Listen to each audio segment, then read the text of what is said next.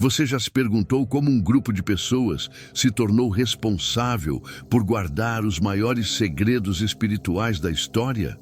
Imagine acordar todos os dias sabendo que o destino de uma nação inteira depende do seu trabalho.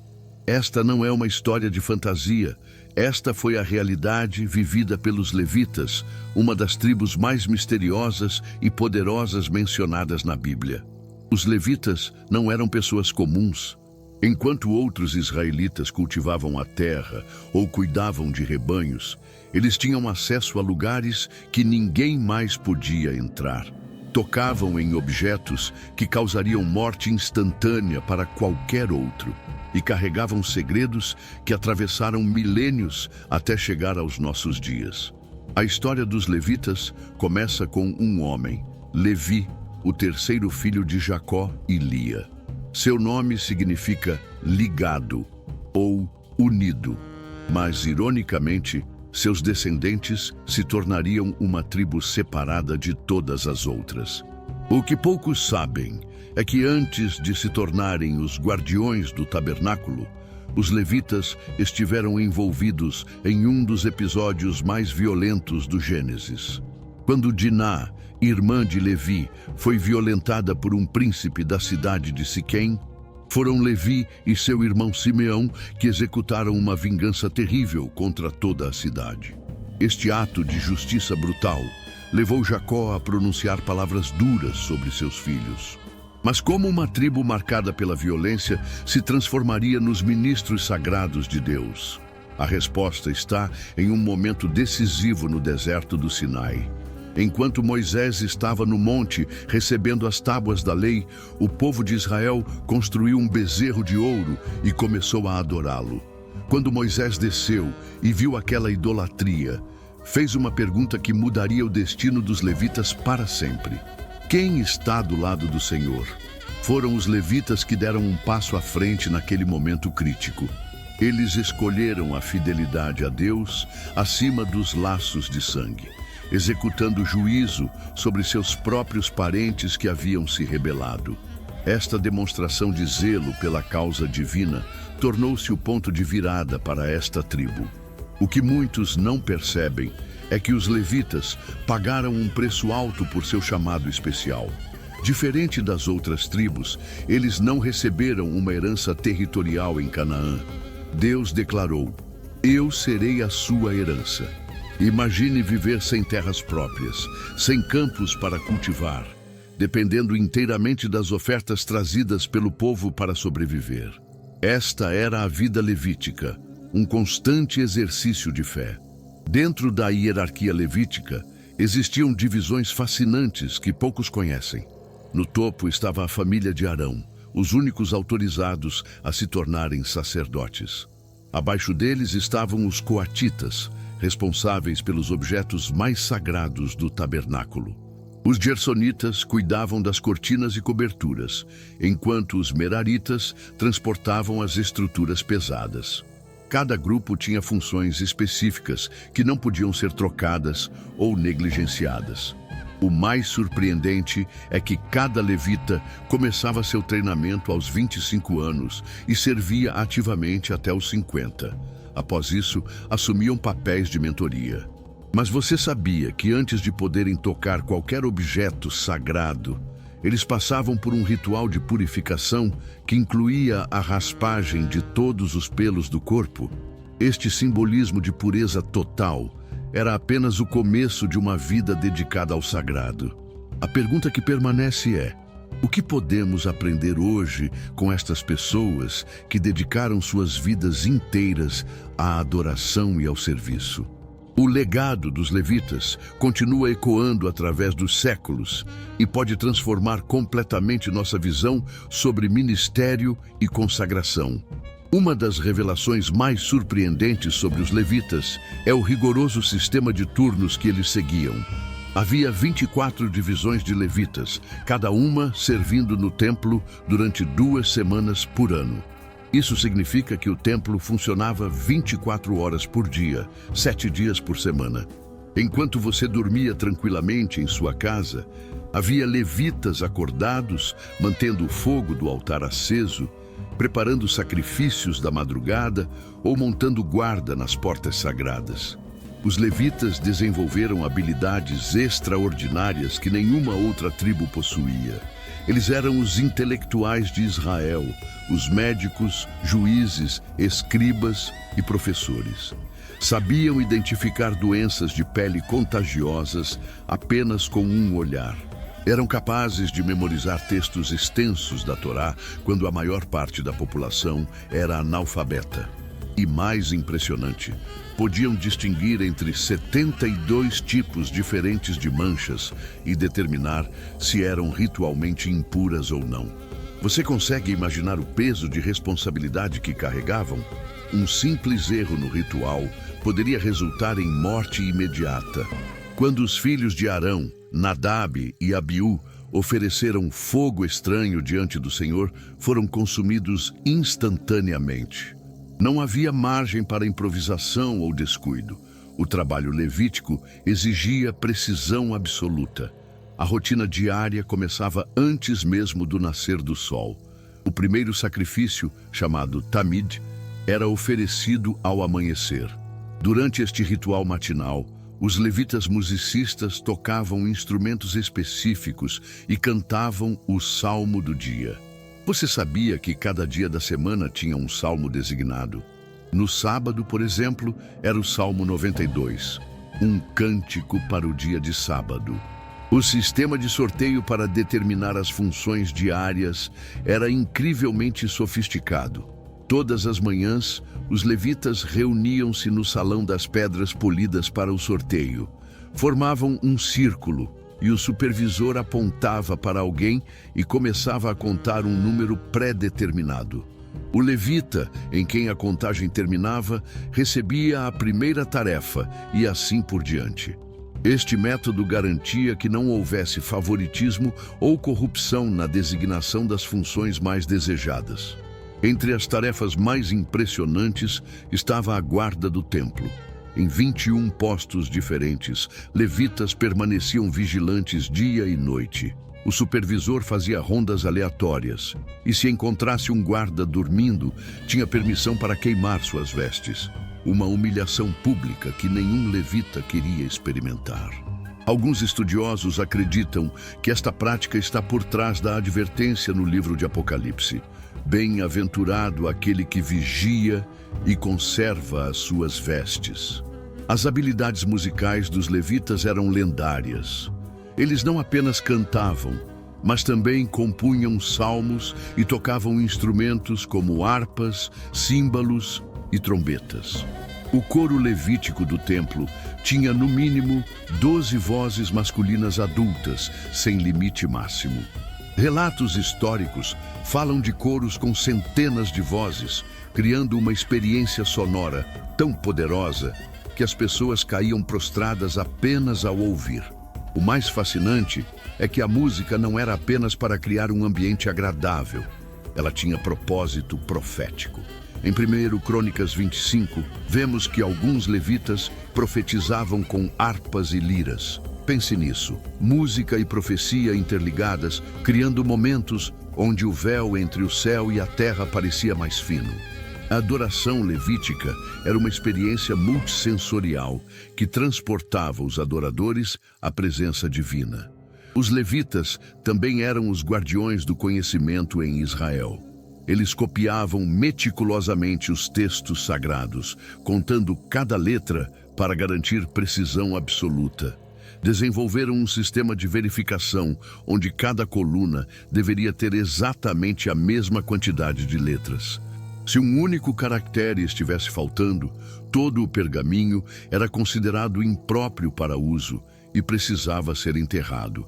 Este sistema de preservação textual é considerado o mais eficiente da antiguidade. Enquanto as outras tribos de Israel se identificavam principalmente com seus territórios geográficos, os levitas criaram uma identidade baseada em sua função. Eles eram definidos não por onde viviam, mas pelo que faziam. Esta é uma das lições mais profundas que podemos extrair de suas vidas. A ideia de que nosso propósito e chamado podem definir nossa identidade mais do que nossas posses ou origens. Uma das questões mais intrigantes sobre os levitas é como eles sobreviviam sem terras para cultivar. A resposta revolucionou a economia antiga: os dízimos. Cada israelita deveria separar 1/10 de toda a sua produção para sustentar os levitas. Isso significava que aproximadamente 10% de toda a riqueza produzida em Israel era direcionada para sustentar apenas 3% da população, a tribo de Levi. Esta era possivelmente a primeira forma de imposto religioso institucionalizado da história. Mas isso não significa que os levitas viviam em luxo. O sistema exigia que eles mesmos também pagassem um dízimo do dízimo. A 10ª parte mais seleta do que recebiam era destinada especificamente aos sacerdotes. Este ciclo de generosidade criava uma cultura onde ninguém acumulava excessivamente. Um detalhe fascinante é que os levitas não podiam recolher seus próprios dízimos. Precisavam aguardar que o povo os trouxesse voluntariamente. Imagine depender completamente da fidelidade alheia para sua sobrevivência. Embora não possuíssem territórios extensos, os levitas receberam 48 cidades espalhadas estrategicamente por todo Israel. Esta distribuição geográfica tinha um propósito brilhante: garantir que nenhum israelita estivesse a mais de um dia de viagem de um centro levítico de ensino e justiça. Era um sistema descentralizado de educação e aplicação da lei que mantinha a coesão nacional, mesmo sem um poder político centralizado. 6 dessas cidades tinham uma função especial que poucos conhecem. Eram as cidades de refúgio. Se alguém matasse uma pessoa acidentalmente, poderia fugir para uma dessas cidades e encontrar proteção contra os vingadores de sangue. Os levitas, portanto, não apenas serviam no altar, mas também administravam o primeiro sistema de justiça que distinguia entre homicídio intencional e acidental, um conceito jurídico revolucionário para a época. A educação era uma das funções mais essenciais dos levitas. Enquanto as outras nações mantinham o conhecimento restrito a elites específicas, em Israel, os levitas tinham a missão de ensinar a lei a todos: homens, mulheres e crianças. A cada 7 anos, durante a Festa dos Tabernáculos, ocorria o evento educacional mais impressionante da antiguidade, a leitura pública de toda a Torá, onde toda a nação se reunia para ouvir e aprender. Os levitas então se espalhavam entre o povo para explicar os significados mais profundos dos textos. Você já se perguntou como era possível manter a unidade religiosa em uma nação sem meios de comunicação modernos? A resposta está nos levitas itinerantes. Eles viajavam regularmente por todas as tribos, ensinando, julgando casos difíceis e garantindo que as práticas religiosas permanecessem consistentes.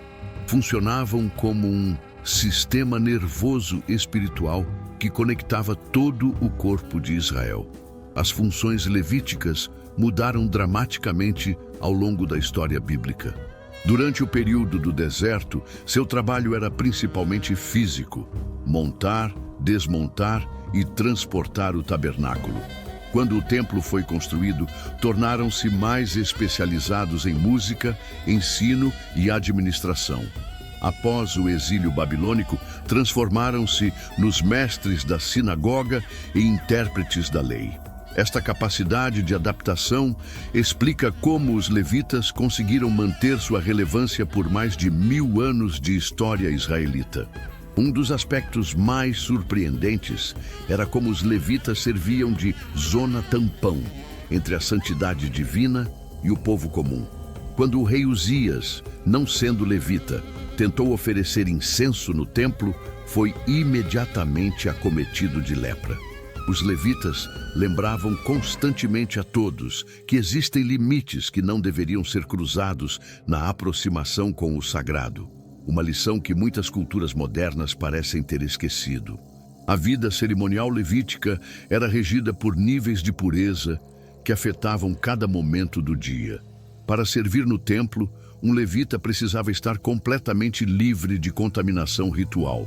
Isso significava evitar contato com cadáveres, certos alimentos, pessoas com doenças específicas e muito mais.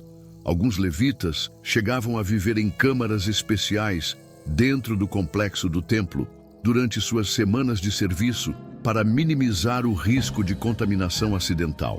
O que poucos percebem é como os levitas eram essenciais para a saúde pública em Israel. Eles funcionavam como os primeiros inspetores sanitários da história, determinando quais casas estavam contaminadas com mofo perigoso, quais doenças de pele eram contagiosas e quais alimentos eram seguros para consumo. Estima-se que muitas das práticas levíticas de pureza reduziram drasticamente a propagação de doenças em Israel em uma época em que outras civilizações sofriam regularmente com epidemias devastadoras. Um aspecto raramente discutido sobre os levitas é o elaborado sistema de treinamento ao qual eram submetidos. O processo começava aos 5 anos de idade com estudo de textos básicos. Aos 10 anos, iniciavam o aprendizado da Mishnah, lei oral. Aos 13, tornavam-se sujeitos aos mandamentos. E somente aos 25 anos podiam começar o serviço efetivo no templo. Este extenso período de preparação produzia especialistas incomparáveis em ritual, lei e tradição. A transição para o serviço ativo era marcada por uma cerimônia impressionante. Segundo o livro de Números, o levita tinha seus pelos corporais raspados, passava por imersão em água purificadora e então era literalmente agitado diante do Senhor. Uma cerimônia conhecida como tenufá. Estudiosos acreditam que isso envolvia erguer o levita momentaneamente ou fazê-lo dar passos específicos diante do altar, simbolizando sua entrega completa ao serviço divino. Entre todas as famílias levíticas, a linhagem de Coate carregava responsabilidades especialmente perigosas. Somente eles podiam transportar os objetos mais sagrados do tabernáculo: a arca da aliança, o altar do incenso, a mesa dos pães da proposição e o candelabro de ouro. Porém, precisavam aguardar até que os sacerdotes cobrissem estes itens com panos especiais. Olhar diretamente para esses objetos poderia resultar em morte instantânea, como descobriram, tragicamente, os homens de Bet-Semes quando observaram o interior da arca. Os levitas desenvolveram técnicas especializadas para lidar com o sangue dos sacrifícios, um recurso precioso no sistema ritual. O sangue nunca podia tocar o chão. Era coletado em bacias específicas e aplicado nos cantos do altar através de movimentos precisos. Para facilitar este processo, o piso do templo era ligeiramente inclinado, com canais estrategicamente posicionados para drenar o sangue excedente para o Vale do Cedron, onde era vendido como fertilizante para os jardins, um dos primeiros sistemas de reciclagem ritual da história.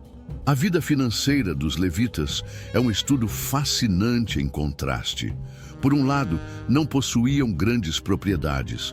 Por outro, administravam imensos tesouros.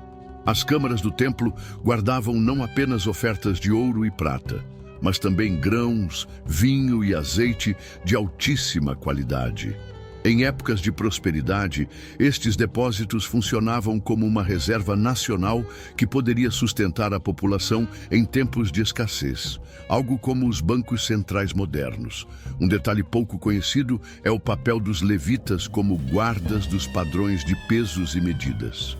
No templo, mantinham as medidas oficiais, o ciclo, o efa, o rim, e periodicamente fiscalizavam os mercados para garantir que comerciantes não usassem balanças adulteradas. Esta função ia além do religioso. Era uma proteção econômica para toda a sociedade, especialmente para os mais vulneráveis que facilmente poderiam ser enganados por medidas fraudulentas. A relação dos levitas com os reis de Israel era complexa e frequentemente tensa.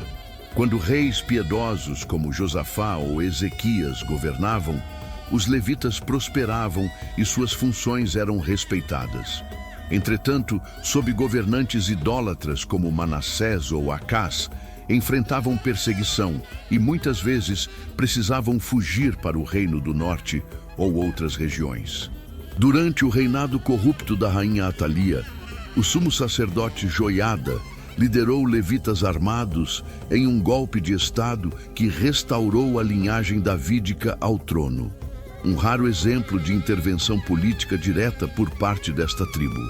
Os levitas possuíam habilidades musicais tão extraordinárias que até seus instrumentos eram fabricados com padrões especiais.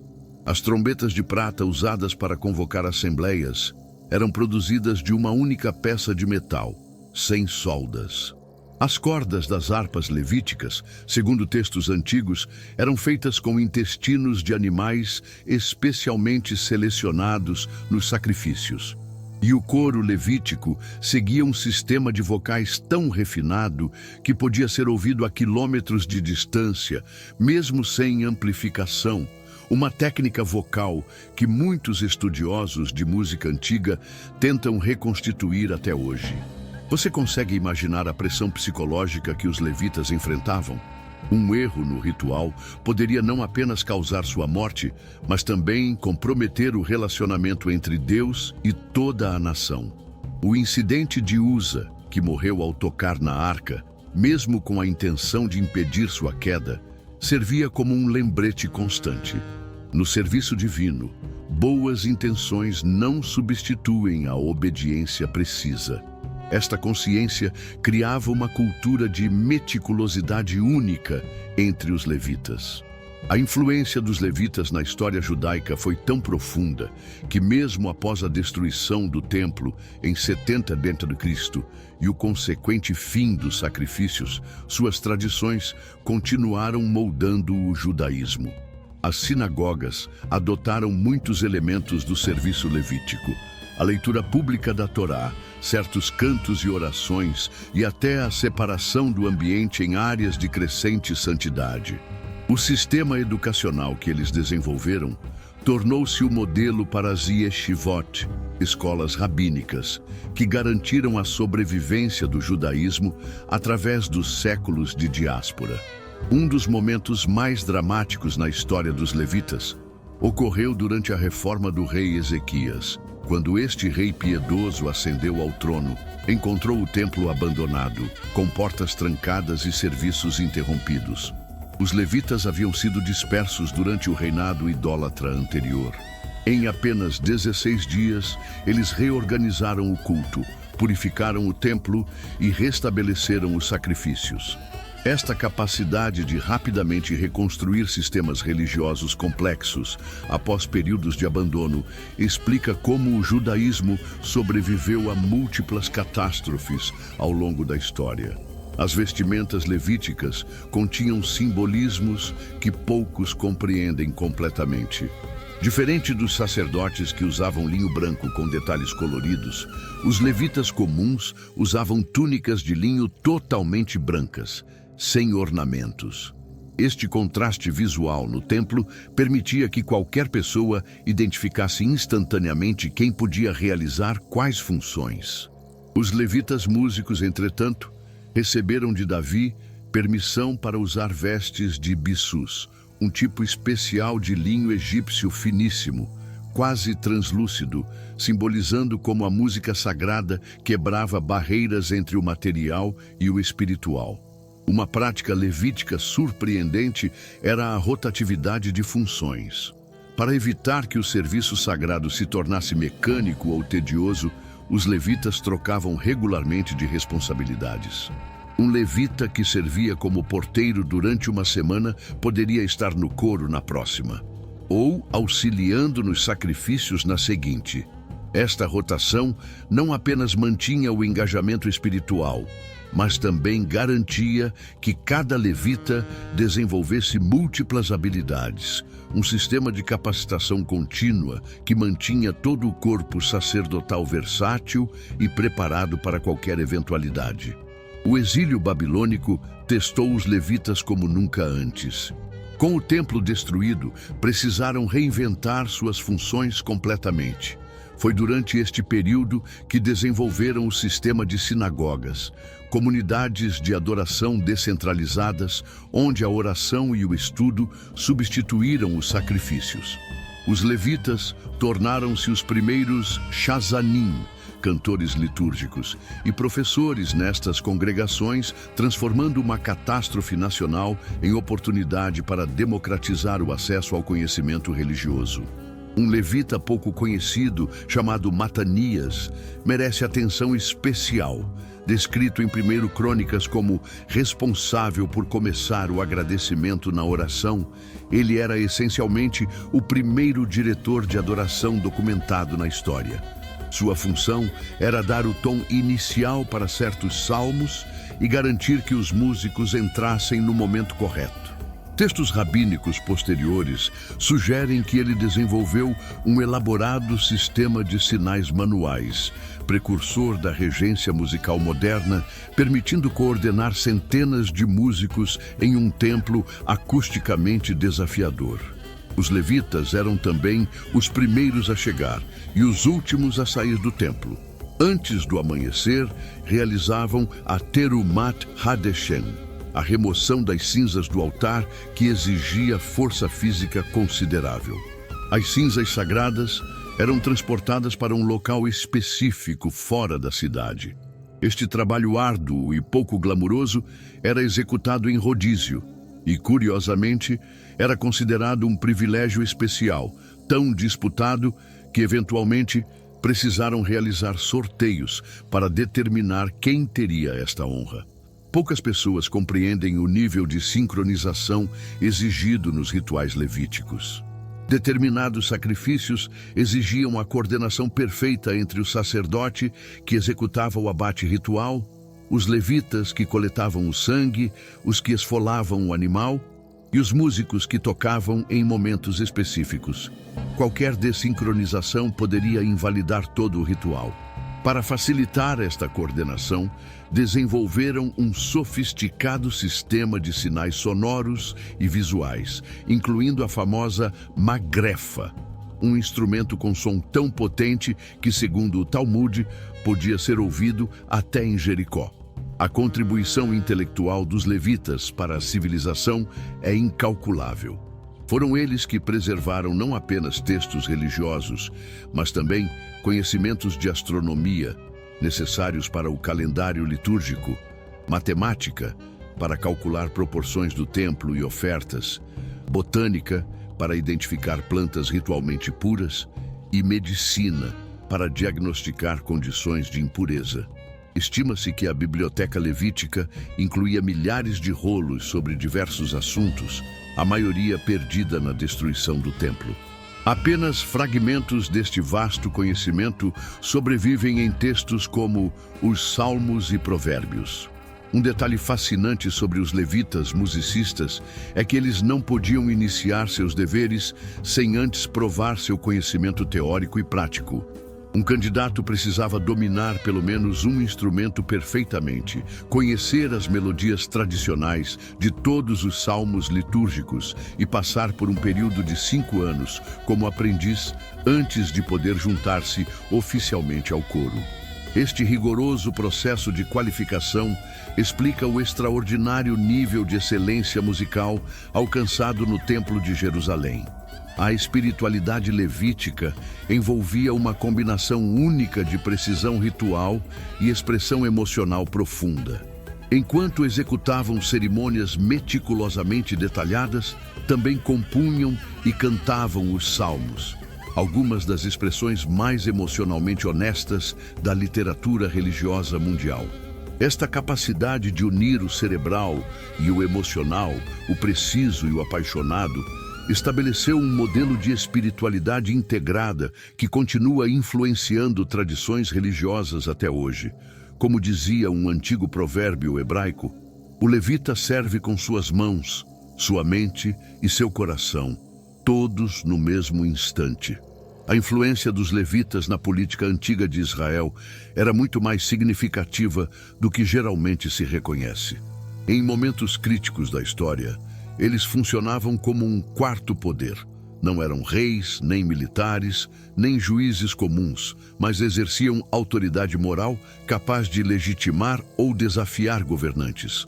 Quando o rei Jeroboão estabeleceu santuários alternativos com bezerros de ouro em Dan e Betel, a maioria dos levitas recusou-se a servir em seu reino, provocando um êxodo maciço para o reino de Judá, que desestabilizou completamente o reino do norte. Um dos rituais mais dramáticos executados pelos levitas era o da água da amargura, descrito em Números 5. Quando uma mulher era suspeita de adultério sem provas concretas, os levitas conduziam uma cerimônia impressionante, onde escreviam maldições em um pergaminho, dissolviam a tinta em água e faziam a mulher beber. De acordo com o texto, se ela fosse culpada, desenvolveria sintomas físicos severos. Se inocente, seria vindicada publicamente. Antropólogos modernos observam que este ritual, diferente de provas em outras culturas antigas, não causava dano físico imediato e fornecia um processo formal para resolver acusações que poderiam, de outra forma, levar à violência vigilante. Os levitas eram pioneiros em técnicas de memorização que parecem quase sobrenaturais pelos padrões atuais. Antes que textos fossem amplamente disponíveis, eles memorizavam não apenas a Torá inteira, mas também suas interpretações, melodias e aplicações. Desenvolveram técnicas mnemônicas como a gematria, associação de valores numéricos a letras, cantilação, melodias que seguiam padrões gramaticais do texto e recitações em grupo com padrões rítmicos. Estudos cognitivos modernos confirmam que estas técnicas efetivamente codificam informações no cérebro de maneiras quase impossíveis de esquecer. Durante o reinado do rei Josias, ocorreu um dos momentos mais dramáticos envolvendo levitas. A descoberta acidental do livro da lei, provavelmente Deuteronômio, durante reformas no templo, desencadeou uma revolução espiritual. Os levitas foram despachados por todo o país para ler e explicar este texto redescoberto. Imagine o impacto. Pessoas ouvindo pela primeira vez palavras divinas que haviam sido esquecidas por gerações. A capacidade levítica de interpretar textos antigos em contextos novos permitiu que esta descoberta arqueológica se transformasse em um movimento nacional de arrependimento. Um fato pouco conhecido é que os levitas desenvolveram técnicas avançadas de preservação de alimentos. Como recebiam grandes quantidades de grãos, vinho, azeite e carne como dízimos e ofertas, precisavam armazenar estes itens em condições específicas. Seus métodos para prevenir infestações de insetos em grãos, oxidação de azeites e deterioração de vinhos eram tão eficazes que foram adotados por mercadores e agricultores em todo o mundo antigo. Algumas dessas técnicas levíticas de preservação continuam sendo usadas em métodos tradicionais de produção de alimentos kosher até hoje. Os levitas criaram o primeiro sistema de assistência social institucionalizado da história. A cada 3 anos, um dízimo dos pobres era coletado e distribuído sob supervisão levítica para viúvas, órfãos, estrangeiros residentes e pessoas em situação de vulnerabilidade. Diferente de sistemas de caridade casual, este funcionava como um direito estabelecido. Os necessitados não precisavam implorar, mas recebiam sua porção com dignidade. Os levitas mantinham registros meticulosos para garantir distribuição justa e prevenir fraudes, um sistema que inspiraria milênios depois os modernos programas de assistência social. A arquitetura levítica possuía características distintivas que poucos conhecem. As cidades levíticas seguiam um padrão unificado, geralmente quadradas, com uma praça central e espaços designados para ensino público. Mesmo antes da construção do templo, os levitas já haviam desenvolvido princípios arquitetônicos que maximizavam a acústica para recitação e canto. O posicionamento de suas cidades pelo território de Israel seguia um padrão matemático preciso, criando uma rede de centros educacionais estrategicamente posicionados para minimizar a distância que qualquer israelita precisava percorrer para acessar conhecimento religioso. Um aspecto fascinante do trabalho levítico era sua função diplomática.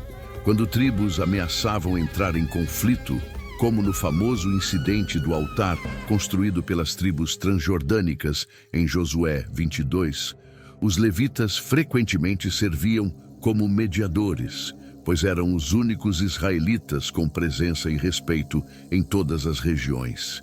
Sua posição entre tribos permitia que atuassem como intermediários culturais e políticos, prevenindo inúmeras guerras civis que poderiam ter destruído Israel internamente muito antes das invasões externas.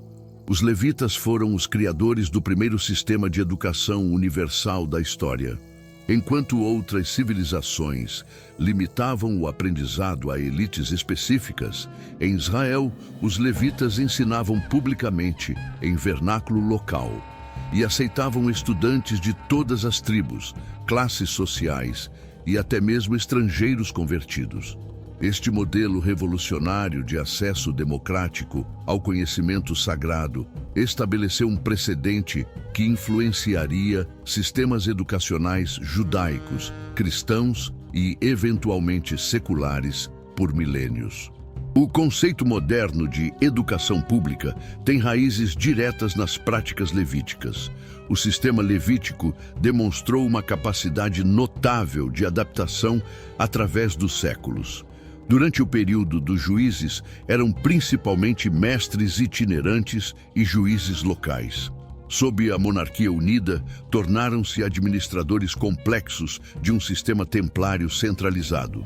No exílio, transformaram-se em preservadores de tradição e identidade. No período pós-exílico, evoluíram para intérpretes e aplicadores da lei em contextos novos. Esta flexibilidade institucional, mantendo princípios essenciais enquanto adaptavam métodos às circunstâncias, explica como os levitas conseguiram permanecer relevantes através de transformações sociais e políticas que destruíram completamente outros sistemas religiosos contemporâneos. A transição dos levitas entre o primeiro e o segundo templo foi uma das maiores adaptações institucionais da história antiga. Durante o exílio babilônico de 70 anos, uma geração inteira de levitas cresceu sem jamais ter visto o templo ou participado de seus rituais. Como transmitir conhecimentos práticos que exigiam experiência direta?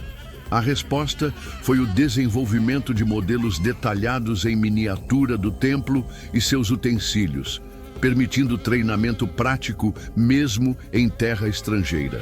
Quando finalmente retornaram a Jerusalém, muitos levitas idosos choraram ao perceber que o novo templo era muito menos grandioso que o anterior. Um momento de profunda crise de identidade capturado no livro de Esdras. Um fenômeno pouco estudado é o desenvolvimento de dialetos profissionais entre os levitas.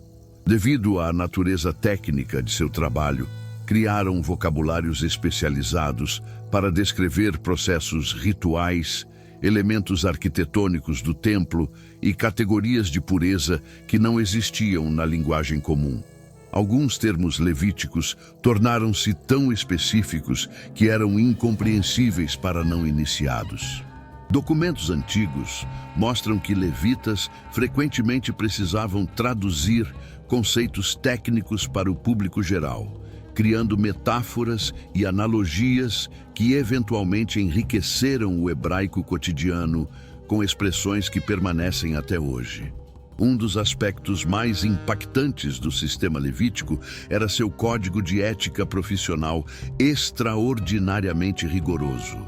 Um levita podia ser permanentemente afastado de suas funções, por receber presentes que pudessem sugerir parcialidade em julgamentos, por consumir vinho antes do serviço ou por demonstrar arrogância com pessoas comuns. Existia um conselho especial chamado Bet Din Shel Kohanim, que julgava casos de má conduta levítica. A comunidade acreditava que erros levíticos traziam consequências não apenas para o indivíduo, mas para toda a nação. Uma responsabilidade coletiva que poucos grupos profissionais na história assumiram. A relação entre lévitas e profetas era fascinantemente complexa. Embora alguns profetas como Jeremias, Ezequiel e Zacarias fossem levitas, muitos dos maiores profetas, como Amós, um criador de gado, vinham de fora do establishment levítico e frequentemente criticavam duramente as práticas rituais vazias. Esta tensão criativa entre ritual institucionalizado e inspiração carismática criou uma dinâmica de verificação e equilíbrio no sistema religioso israelita. Os levitas forneciam estabilidade e continuidade, enquanto os profetas traziam reforma e renovação. Dois elementos essenciais para a sobrevivência de qualquer tradição religiosa. Durante o período helenístico, após as conquistas de Alexandre o Grande, os levitas enfrentaram seu maior desafio cultural. A filosofia grega questionava as bases do ritualismo, enquanto governantes seleucidas tentavam forçar a helenização. A resposta levítica foi notavelmente sofisticada. Em vez de simplesmente rejeitar ideias estrangeiras, muitos levitas tornaram-se bilíngues e bilíngues, traduzindo conceitos hebraicos para termos filosóficos gregos e vice-versa. Esta síntese cultural permitiu que o judaísmo dialogasse com o helenismo sem ser absorvido por ele. Uma estratégia de adaptação cultural que comunidades religiosas ainda estudam e aplicam hoje. O treinamento levítico incluía disciplinas que surpreenderiam muitos estudiosos modernos. Além de memorização escritural e técnicas rituais, aprendiam matemática avançada, necessária para cálculos astronômicos do calendário, acústica, para projetar espaços de adoração, metalurgia, para manutenção de utensílios sagrados e até mesmo o que hoje chamaríamos de psicologia, para aconselhamento e resolução de conflitos comunitários. Um levita plenamente treinado era essencialmente um polímata, combinando conhecimentos técnicos, artísticos e humanísticos em uma única profissão. Um fato frequentemente ignorado é que nem todos os levitas apoiaram a revolta macabaica contra o domínio seleucida. As fontes históricas revelam divisões profundas dentro da classe levítica. Alguns alinharam-se com os tradicionalistas macabeus, outros favorecem a acomodação com a cultura helenística, e alguns permaneceram neutros. Estas divisões internas continuaram durante o período asmoneu e romano, culminando com as facções que Jesus encontraria séculos depois. A história levítica não é monolítica, mas repleta de debates internos e reinterpretações. Um testemunho da vitalidade intelectual desta tradição. Na época de Jesus, os levitas dividiam-se em aproximadamente 12 escolas de interpretação diferentes. Algumas seguiam o legalismo estrito dos fariseus, outras o tradicionalismo conservador dos saduceus. Outras ainda abraçavam tendências místicas próximas aos essênios. Um grupo significativo de levitas tornou-se seguidor de Jesus, conforme registrado em Atos 6:7. Grande número de sacerdotes obedecia à fé. Estes levitas convertidos trouxeram para o cristianismo primitivo elementos importantes da tradição levítica, especialmente concepções sobre adoração, sistemas de distribuição comunitária e métodos de ensino oral. A história da destruição do Segundo Templo em 70 d.C. é particularmente trágica para os levitas. Joséfo relata que muitos optaram por permanecer no templo em chamas, em vez de abandonar seus postos, continuando a cantar salmos, enquanto o edifício desmoronava ao seu redor. Após esta catástrofe, os levitas enfrentaram uma crise existencial profunda. Como manter uma identidade baseada em funções que não podiam mais ser executadas? Sua resposta foi transformar rituais em memória, prática em texto e experiência em estudo. Uma metamorfose que permitiria que elementos essenciais da tradição levítica sobrevivessem através da diáspora judaica. O legado psicológico mais profundo dos levitas talvez seja o conceito de avodá, serviço como forma de adoração. Diferente de tradições que separavam contemplação espiritual de trabalho prático, os levitas criaram um modelo onde ações físicas precisas, carregar utensílios, abater animais, limpar o templo, eram simultaneamente atos de devoção espiritual. Esta integração entre o prático e o espiritual, o corporal e o transcendente, oferece um contraponto valioso para a divisão moderna entre vida profissional e espiritual. Como disse o rabino Abraham Joshua Heschel, inspirando-se na tradição levítica, não precisamos de mais tempo para rezar. Precisamos aprender a trabalhar de maneira que nosso trabalho seja uma oração. Após a destruição do segundo templo, os levitas enfrentaram o maior desafio de sua história: reinventar-se completamente. Sem templo, sem altar e sem sacrifícios, o núcleo de sua identidade parecia ter desaparecido. A resposta levítica foi uma das transformações institucionais mais impressionantes da história religiosa. Eles converteram práticas físicas em disciplinas intelectuais. O estudo detalhado dos rituais substituiu sua execução. Memorização de medidas do templo substituiu sua manutenção. Análise teórica das leis de pureza substituiu sua aplicação prática. É como se uma orquestra inteira, ao perder seus instrumentos, decidisse preservar a música, estudando partituras com intensidade sem precedentes. Esta transformação levítica pós-templo produziu inovações literárias extraordinárias. O tratado talmúdico Midó, Medidas, preserva descrições arquitetônicas detalhadas do templo que permitiram sua reconstrução virtual em estudos modernos. O tratado Tamid documenta a sequência minuciosa do ritual diário, preservando até mesmo os diálogos entre levitas durante o serviço.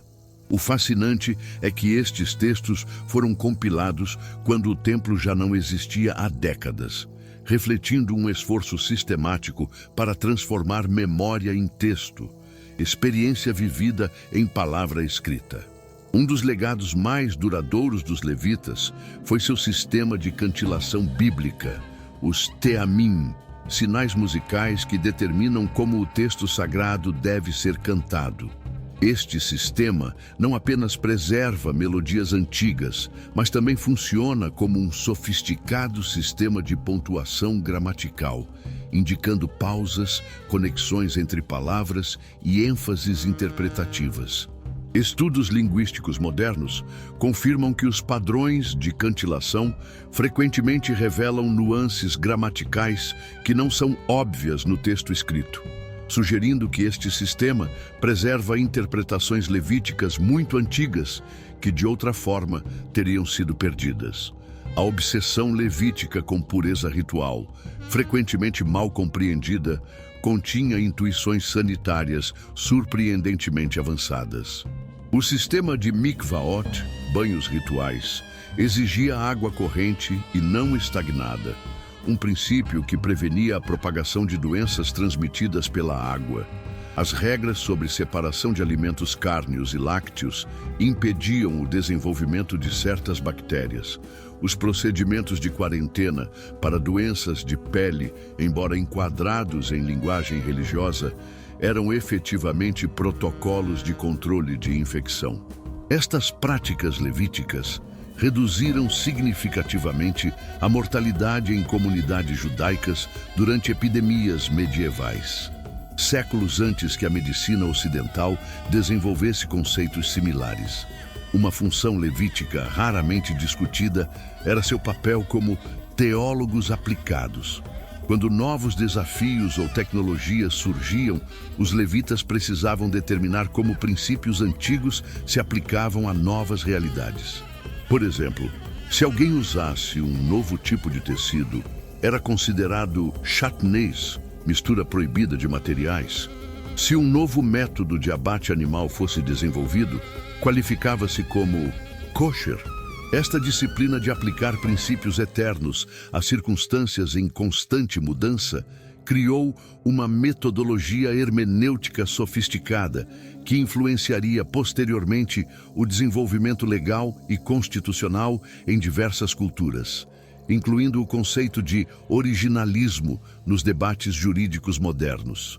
Uma das maiores ironias da história religiosa é que os levitas, servidores de um sistema sacrificial centralizado em Jerusalém, desenvolveram práticas que permitiram ao judaísmo sobreviver sem templo, sem terra e espalhado por todo o mundo. A mesa de jantar judaica foi conceituada como um pequeno altar. O estudo substituiu o sacrifício. A sinagoga, com sua arca contendo os rolos da Torá, espelhava arquitetonicamente aspectos do templo.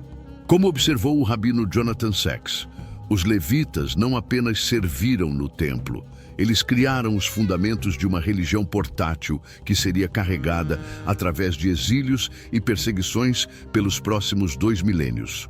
Os levitas desenvolveram técnicas específicas para a identificação e tratamento de traumas psicológicos, embora descritos em linguagem pré-moderna. Os rituais para pessoas que haviam experimentado luto, guerra ou violência sexual incluíam elementos que psicólogos modernos reconheceriam como ferramentas para processamento de trauma. Narrativização, contar a história dentro de um contexto ritual seguro. Reintegração comunitária gradual e purificação simbólica. O Asham, sacrifício de reparação, incluía não apenas compensação material para vítimas, mas também processos rituais que abordavam a culpa do perpetrador de maneiras psicologicamente sofisticadas. A influência levítica no cristianismo primitivo é mais profunda do que muitos reconhecem. A carta aos Hebreus, no Novo Testamento, é essencialmente um tratado levítico, interpretando Jesus através de categorias sacerdotais. A estrutura das primeiras igrejas refletia elementos da organização do templo. O conceito de diáconos derivava parcialmente das funções assistenciais dos levitas. E a divisão tripartite de muitas igrejas, nártex, nave e santuário, espelhava a divisão do templo. Como observou o teólogo N.T. Wright, o cristianismo não aboliu o sistema levítico. Ele o reinterpretou completamente, mas manteve sua estrutura conceitual básica. Um fenômeno fascinante era a sinestesia ritual, desenvolvida pelos levitas. A capacidade de integrar múltiplos sentidos em uma experiência religiosa unificada.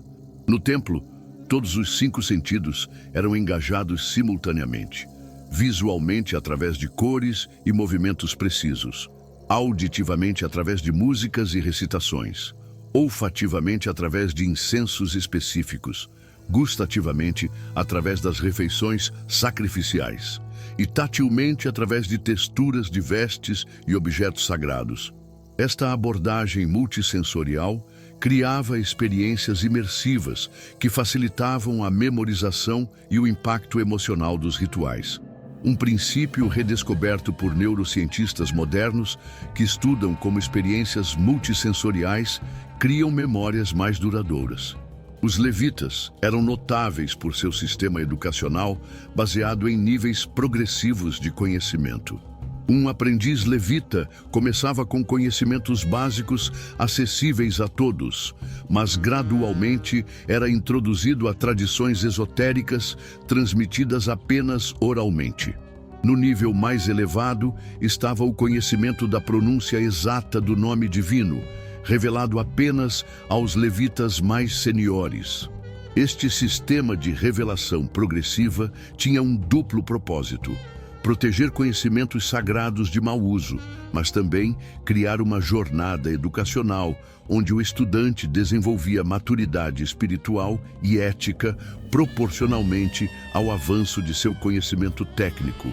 Um princípio que contrasta fortemente com sistemas educacionais modernos, onde informação é frequentemente divorciada de desenvolvimento pessoal. Escavações arqueológicas recentes revelaram evidências surpreendentes que confirmam aspectos específicos da vida levítica. Em Arad, uma cidade fronteiriça do reino de Judá, pesquisadores descobriram um pequeno templo com 2 altares de incenso e pedras consagradas, uma versão provincial do Templo de Jerusalém.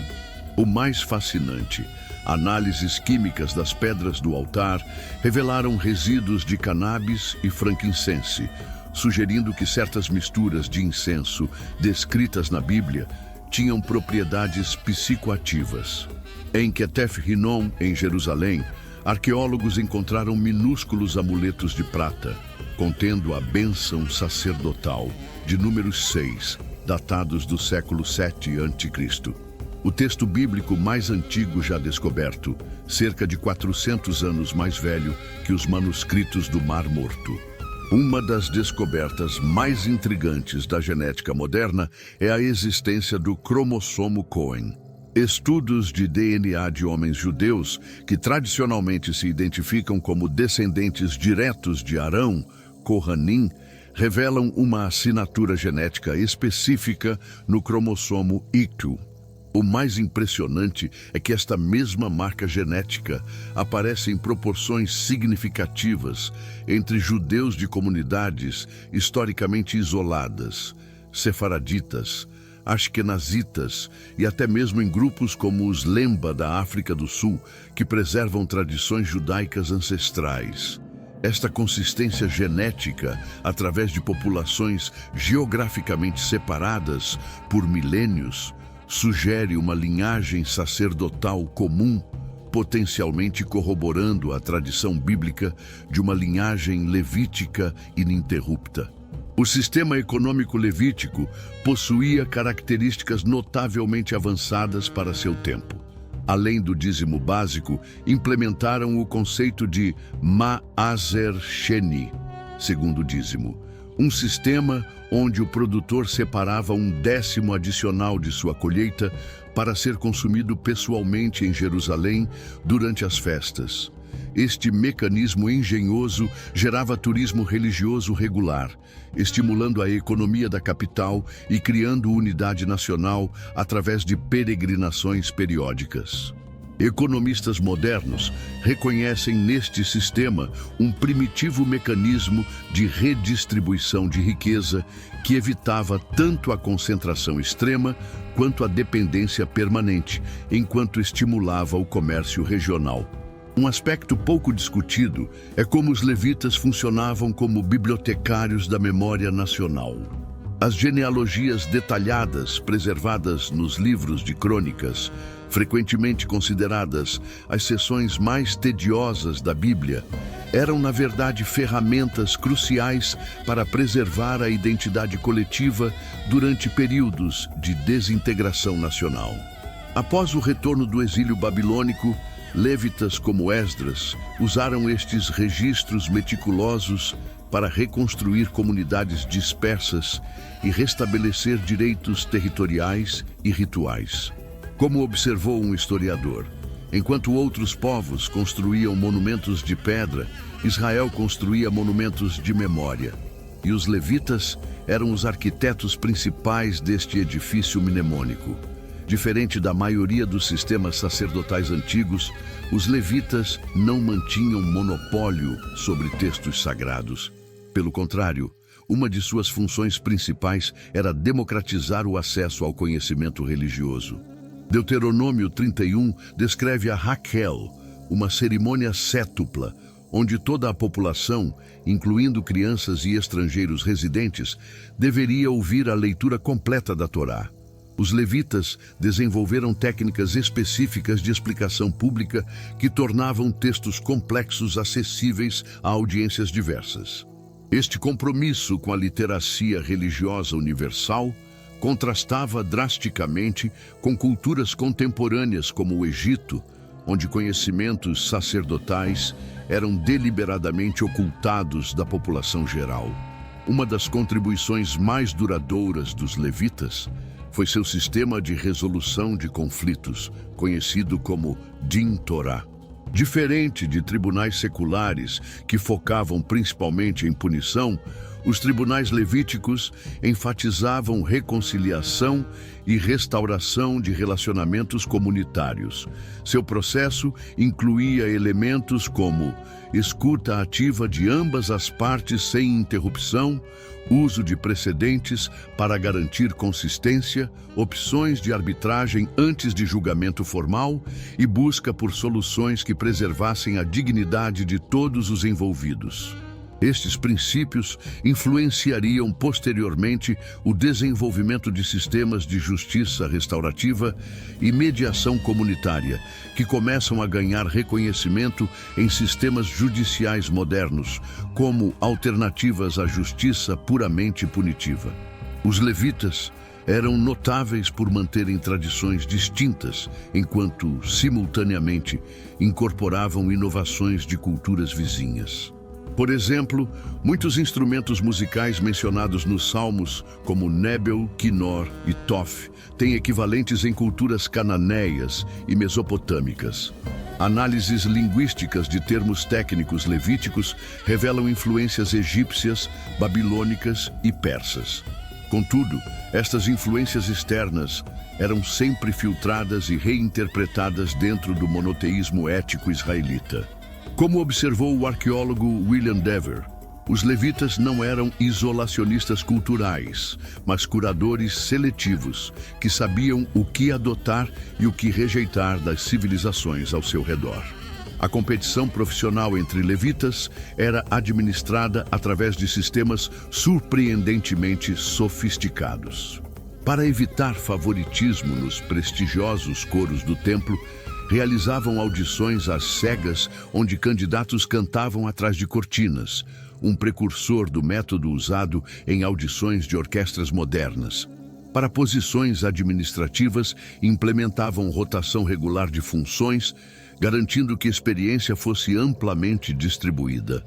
E para preservar a excelência, mantinham um sistema de avaliação entre pares, onde levitas seniores observavam periodicamente o trabalho de colegas e forneciam feedback, criando uma cultura de melhoria contínua que mantinha padrões elevados através de gerações. O calendário desenvolvido pelos levitas representa uma das maiores conquistas astronômicas da antiguidade. Combinando ciclos lunares e solares, criaram um sistema lunisolar que exigia cálculos matemáticos complexos e observações astronômicas precisas. O Sod HaIbur, o método para calcular intercalações necessárias para alinhar anos lunares com estações solares, era tão complexo que apenas levitas especialmente treinados dominavam completamente seus princípios. Este calendário garantia que festivais agrícolas ocorressem nas estações apropriadas, enquanto mantinha sincronização com ciclos lunares para rituais mensais. Um equilíbrio entre precisão astronômica e usabilidade prática que ainda impressiona matemáticos modernos. Um dos aspectos mais tocantes da vida levítica era seu sistema de apoio para membros idosos.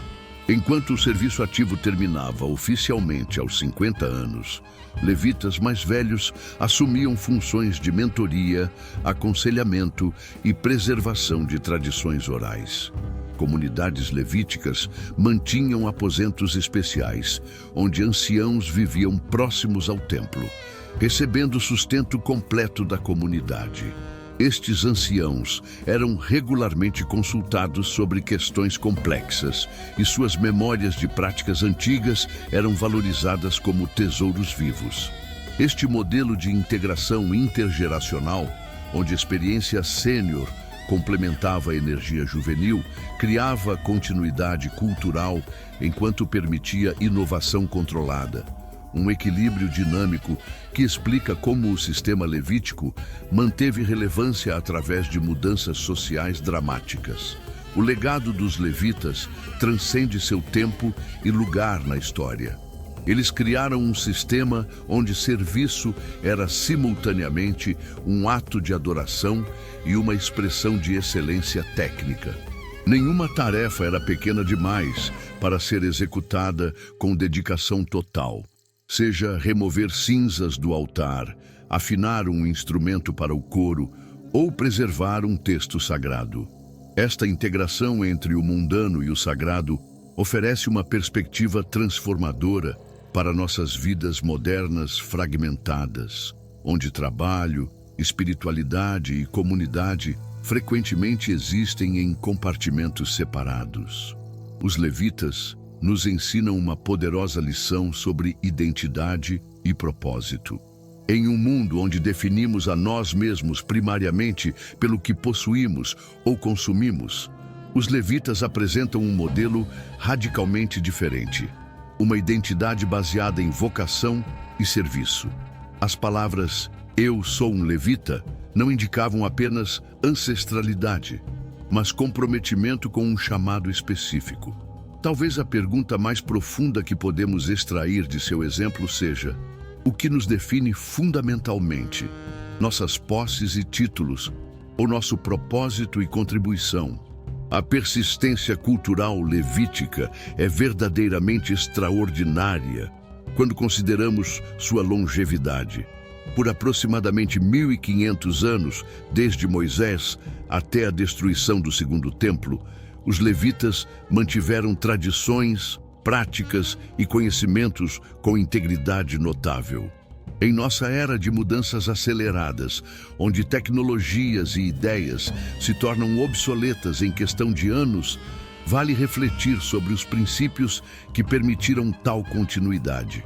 Documentação meticulosa, educação intergeracional intencional, adaptação seletiva e um senso inabalável de propósito transcendente. Ao examinarmos o sistema levítico de transmissão de conhecimento, encontramos um equilíbrio fascinante entre preservação e inovação. O núcleo de sua tradição permanecia constante, mas métodos de aplicação evoluíam para responder a novos desafios.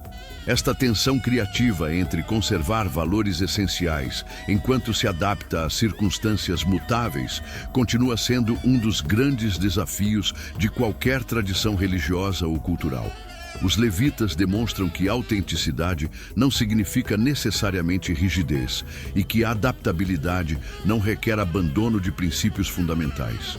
Para muitos de nós hoje, a minúcia ritual levítica pode parecer excessiva ou irrelevante. Contudo, seu sistema continha uma profunda sabedoria, a compreensão de que disciplinas externas formam gradualmente realidades internas. Cada detalhe preciso em seus rituais não era um fim em si mesmo, mas um meio de cultivar atenção plena, reverência e excelência, que eventualmente transformava o praticante de dentro para fora. Em uma cultura que frequentemente valoriza resultados rápidos e atalhos convenientes, o paciente comprometimento levítico com processos transformativos oferece um contraponto valioso. A história dos levitas nos lembra que preservação cultural não acontece automaticamente. Requer sistemas intencionais, práticas consistentes e comunidades dedicadas. O fato de que elementos da tradição levítica sobrevivem até hoje, em liturgias judaicas e cristãs, em princípios de justiça restaurativa, em práticas musicais religiosas, testemunha o poder de instituições culturais bem projetadas. Em nossa era de fragmentação cultural acelerada, talvez precisemos redescobrir a arte de construir sistemas duradouros de transmissão de conhecimento e valores através de gerações. Talvez o aspecto mais inspirador da história levítica seja sua capacidade de renascimento após catástrofes. Quando o primeiro templo foi destruído, reinventaram-se no exílio. Quando retornaram e construíram o segundo templo, revitalizaram tradições que pareciam perdidas. Quando este também foi destruído, transformaram práticas físicas em disciplinas intelectuais e espirituais que poderiam sobreviver sem estrutura física. Em cada momento de crise existencial, não apenas sobreviveram, mas floresceram através de adaptação criativa, sem perder sua essência. Em tempos de disrupção pessoal ou coletiva, este modelo de resiliência transformativa oferece esperança profunda. O sistema levítico nos convida a repensar fundamentalmente o conceito de sagrado em nossas vidas. Em vez de confinar o divino a momentos especiais, isolados do cotidiano, os levitas criaram um sistema onde cada detalhe da vida, do preparo de alimentos às relações interpessoais, da arquitetura à higiene pessoal, poderia ser vivido com consciência espiritual. A dicotomia moderna entre sagrado e secular teria sido incompreensível para um levita, para quem toda a existência era um campo unificado para encontro com o divino. Este princípio de vida integrada permanece talvez seu legado mais radical e necessário para nossos tempos fragmentados. Ao concluirmos esta jornada através da fascinante vida dos levitas, vale perguntar: que elementos desta antiga tradição poderiam trazer mais integração, propósito e transcendência para nossas vidas contemporâneas? Como poderíamos, em nossos próprios contextos, unir excelência técnica com devoção espiritual, preservação cultural com adaptabilidade criativa e rotinas diárias com significado transcendente? A resposta será diferente para cada pessoa, mas a pergunta em si é um convite para uma vida mais rica e integrada. Se esta exploração da vida levítica despertou sua curiosidade sobre o mundo bíblico e suas relevantes conexões com nossos desafios atuais, não deixe esse conhecimento parado. Compartilhe este vídeo com alguém que também apreciaria estas descobertas. Cada aspecto da história que exploramos hoje abre portas para compreensões mais profundas sobre espiritualidade, comunidade e propósito. Se você ainda não é inscrito no canal, aperte o botão de inscrição agora para continuar esta jornada de descobertas bíblicas que conectam antiguidade e vida contemporânea.